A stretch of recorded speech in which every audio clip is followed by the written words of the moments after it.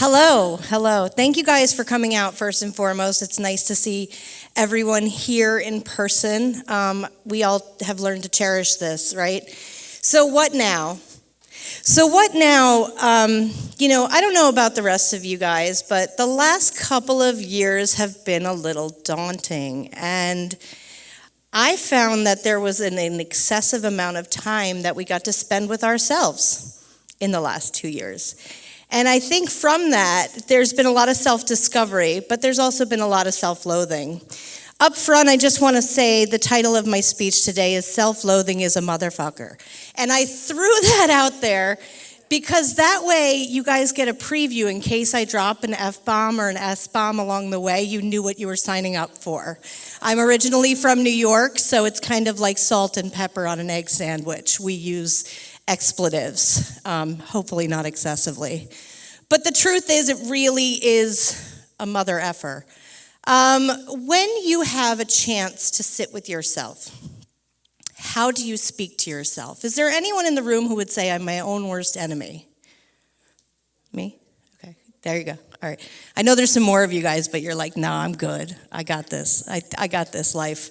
I'm good. Well, the reason for my speech today is I have no problem being vulnerable in front of hundreds or millions of people if need be, because I feel that those who recover loudly help those who suffer silently. So today, I'm going to talk to you about suffering from self-loathing, about being a compulsive overachiever, and how I am seeking to find peace in my own heart. And by sharing this message and my own personal vulnerability with you, I hope that you'll find peace in your heart as well. Self-loathing is extreme criticism of oneself, as if nothing you do is good enough or that you're unworthy or undeserving of good things in life. Now, I won't go as far as to say that I feel that I'm undeserving of good things in life. I have a lot of great things in my life. As Maureen's wonderful introduction, I am blessed to be part of a global software company. I am blessed to be the founder and chief kindness officer of a kindness community and Kindly that's done acts of kindness globally and has affected millions of people. But this morning, I was like, God, you look fat. Right? So I'm like, let's wear black, right? I think it was when Nona Judd said, black is slimming, but it's not fucking magic, right? So, straight facts. Good luck wearing black again without thinking of that. So it's that all or nothing, like I'm not enough, right? I am not going to pull this off this morning. I'm not going to find enough self-love in myself to find love in the audience. These are the things, the dialogue that so many of us have. And for some, it's crushing. Anxiety and depression, post-pandemic or mid-pandemic, depending on who you ask, is at an all-time high. And they say that anxiety is when you're stuck in the future, and depression is when you're stuck in the past. So how do we become more present? Ram Dass says you can't build joy on a feeling of self-loathing. And so self-loathing is an extreme term. I'll call it self-criticism. And I think all of us have a healthy level of self-criticism. There's a fine line between confident and arrogant, right? And none of us want to go on the arrogant side. I'll make it really easy for you guys for the rest of your lives. Arrogant is seeking. Confidence seeks nothing, right? Arrogance is seeking, looking for validation, looking for approval, looking to others to tell you that you are enough. Oprah Winfrey says that every time that she interviews somebody on television, doesn't matter if it's Nelson Mandela, the Obamas, or somebody who won a high school poetry contest, they all ask the same question at the end of their speeches and their interviews, which is, was that okay? Right? So how often do we go through our day saying, was that okay? Was that enough? What did they think? What did they think of me? Did they think of me? One of my favorite quotes of all time, sorry, it's depressing. Thank Eleanor Roosevelt for that, which is, you wouldn't worry so much what others thought of you if you realized how seldom they did. Right? So the facts be that everyone out there is worried about themselves to some degree. Hopefully not to a narcissistic level, but to some degree, they're worried about how the world perceives them. And the perception that we see in the world is what we decide people see in us. I don't know if you've ever been in a bad relationship, but it seems to come that you find people around you saying ugly things to you when you say ugly things to yourself. About 10 years ago, I was in a very emotionally abusive relationship. And I wonder now, looking back, what part of young me thought that that was okay for someone to speak to me in such a degrading way. And the fact is, because I had the same voice he did, it matched. And now that it doesn't match, I don't hear those kind of things anymore because I don't believe them. So ask yourself about who you surround yourself with. Now, I know some family members you gotta be stuck with, but you do not have to attend every argument you're invited to. That is also a fact. And if you can take it within yourself, not to judge others, and this is where I really want to start. Let's talk about how we escape ourselves first, right? So, pandemic came, all of our social calendars were cleared, we had nothing but free time on our hands, and we spent a lot of time with ourselves. Now, there's the human condition, which is suffering. So what do? Escapism. Escapism is my favorite thing. So I'm gonna list a bunch of ways to escape, but I wanna go ahead and say I've tried most of these, shopping excessively. So how do we escape ourselves? Easy, gossip, judgment. If you have no money and you have a little time, you could just point fingers at everybody else, be like, girl, look what she's doing. Oh, did you see what You know what happens when you do that to other people? That same judgment is brought on you because that's the way you're looking at the world. As soon as you start spouting your mouth off about she ought to this and he ought to that and can you believe she this and I can't believe they that, you're inviting that same amount of criticism into yourself because that is your narrative. So drop the gossip. Drop it. And instead, and I had this exercise last week and it takes a lot of mental fortitude. When you recognize something in someone else, see if it's true of yourself. If you spot it, you got it, right? So I had this experience. I met an individual whose energy was a little extra, a lot extra. People call me extra all the time. Extra AF is usually what I get summed up as. Again, it goes back to compulsive overachieving. But this person, if I'm extra, they were like the value meal deluxe extra. And I'm like, this energy, oh my word, how do we get this person to just simmer down? Everybody was like, this person is grating on our nerves. And I thought to myself, how often are you that person who walks in the room who's way too much for everybody? I mean, it's 9 a.m., you guys are like, whoa, she's a lot. So instead of looking at this other person and saying, let me judge them, how extra are they if I'm extra already, I just recognized how often could you maybe come into a conversation a little softer or understand that not everybody's going to have the same energy and that not everyone has to match your energy. So rather than look at someone else and judge them and not even share it with them, so what are they going to do about it? You can look internally and say, is any of that true of me? And if not, no big deal. And if so, work on it. You know, the only way to the other side of anything in life is through.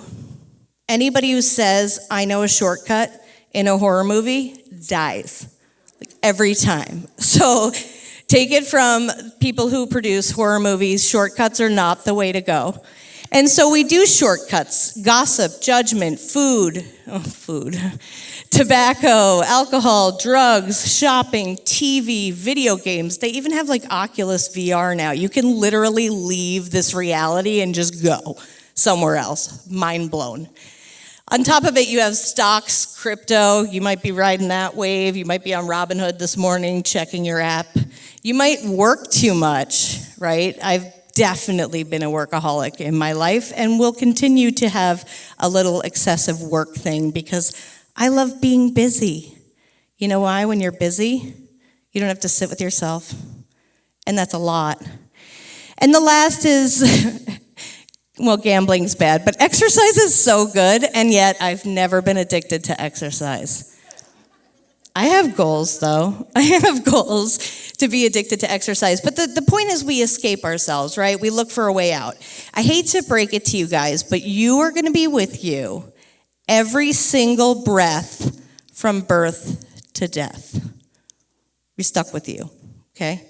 So I am stuck with me, and again, she's extra AF. So I'm learning how to love myself and to appreciate myself. And it's moments like this, speaking to you guys this morning, that allow me to feel that pride inside of my heart because I know I'm authentic and I know I'm genuine. And I know I don't mind bearing my soul if it helps one more person see their value and see their worth. I never wake up thinking I'm better than anyone else, and I never wake up thinking I'm worse than. I'm only competitive with one person, and that's me. I want to be better than the person I was yesterday. So what appears for us when we are in these modes of self-loathing or self-doubt or criticism? What you will find is you'll have a lack of introspection, right? So you'll have a lack of being able to understand yourself because your mirror is fragmented. You're looking at it in a very polarized way. You're looking at it as if you're nothing. So you're going to have a lack of real, solid, honest self-talk. Also, a lack of motivation, a loss of joy. As I said, comparison to others, Instagram, Facebook, people's filters. I love a good filter. But still, comparison is the thief of joy, said C.S. Lewis. Comparison is the thief of joy. And let me tell you, the lowest I was in my life in 2020, having had 7 surgeries and being in the hospital 17 days and just being at my lowest, I never looked better on Instagram. Never looked better. I literally looked like a real housewife. So it goes to show you, don't be so harsh on your friends who are filtering. Maybe they're doing their best to just show up the way they want to feel, the way they want to be seen. You know, it's like makeup in the 50s, right? People are like, wash that off your face, you look like a clown, you know? But the reality is, this is how people are trying to show up and trying to be their best.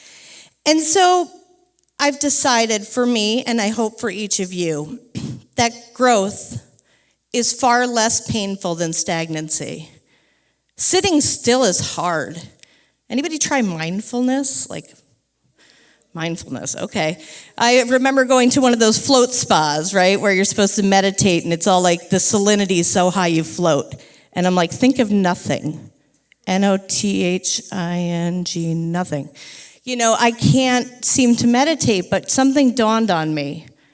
Every time you hear a bird chirp, you're entirely present. If you think about it. If you start really getting in the moment, noticing this red carpet, noticing this clear podium, you're present. You're not worried about whether or not you have to get dinner on later or whether or not you're stuck in traffic. You're entirely present. And there is peace in being present. There's peace in being kind to yourself. So the way that you can start to turn this card around and find more self-love is, one, get into your creativity. What brings you joy? Most often you'll find that the things you create, whether it be baking or a spreadsheet or a painting in my arena, when you're in creation, you're in the present and you're in joy, and you create things you're proud of. Everybody has something in their heart that they want to use to create. Sometimes it's creating memories for friends and loved ones. But when you're in that creation mode, you're in your highest self. See yourself in your judgment of others, as I mentioned earlier. Seek to not judge others, but to be more introspective and look at yourself, the goods and the bad parts. Don't be defensive, right? That's easy. But literally, when you're defensive, you're triggered. Why are you triggered? Is it true? Is it not? If it's not, move on. Why waste your energy? Why put that negative energy out into the world? Ask yourself, when you find that you're triggered, because it happens all day long, is there truth in this? Is this true of me? And if the shoe fits, wear it. And if not, chuck it out the window. And then you'll find out why there's one random shoe in the street, because I always want to know, right, who lost the one shoe that's like hanging from the telephone pole. But you know, the other thing is worry less, right?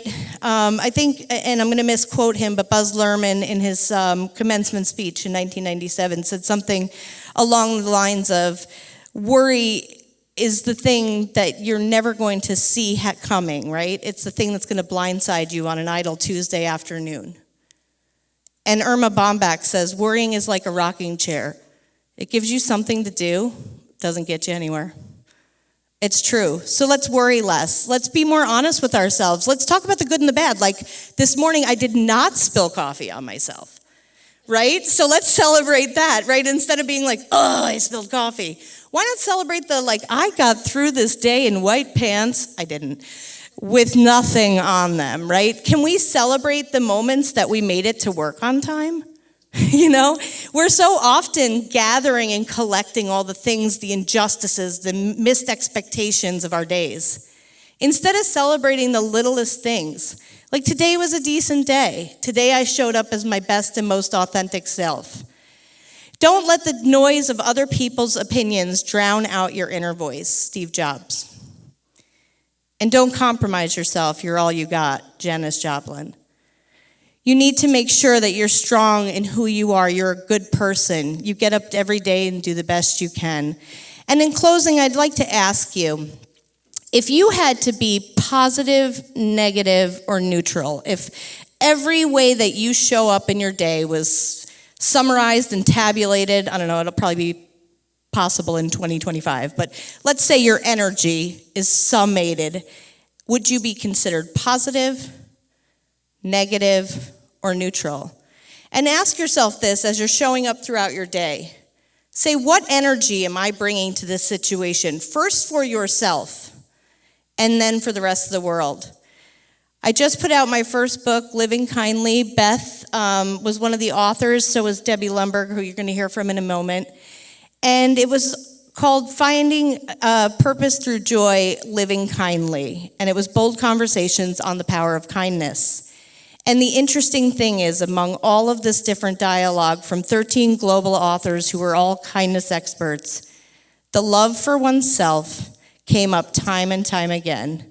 I would love to tell you today that I'm an expert and that I have so much self-love that I can share it with y'all, but I don't. I'm just working on it like the rest of you. As I said, I'm passionate, I'm driven, but most importantly, I'm human.